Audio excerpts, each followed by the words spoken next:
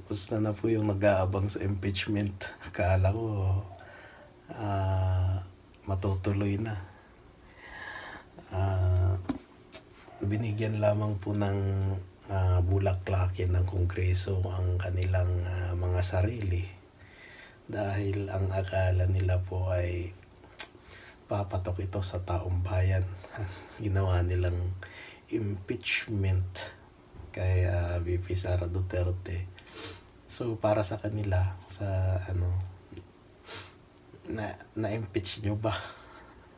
Napatalsik nyo ba ang pangalawang Pangulo? Alam nyo, mga pumirma sa impeachment, alam nyo ba kung ano yung ginawa nyo? Inilagay nyo ang inyong mga sarili sa kumunoy.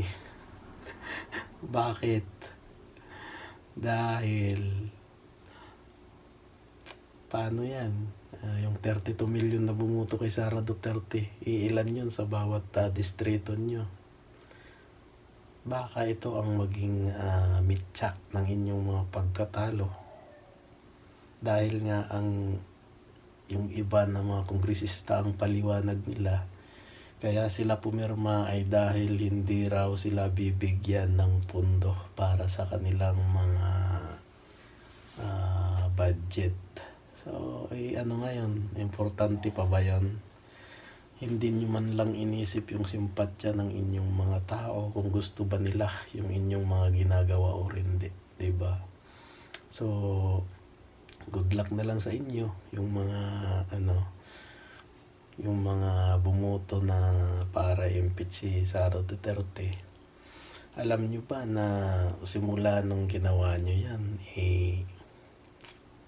nakabalandrang inyong mga pangalan. So, kahit nga ako, sinilip ko yung kongresista namin kung pumirma ba o hindi. Ngayon pumirma siya, so tablado siya sa isang boto ko. Diba? Ganun yun. Kaming mamamayang Pilipino, nag-uobserba kami kung sino yung gumagawa ng maganda sa ating bayan o hindi. Hindi kami nakikinig lamang sa mga hearing ninyo. Ang inyong mga hearing po ay nakakasama po sa inyo. Hindi po sa taong inyong mga kinukuntip at pinapakulong. Ito ay nakakasama sa inyo dahil kaming mga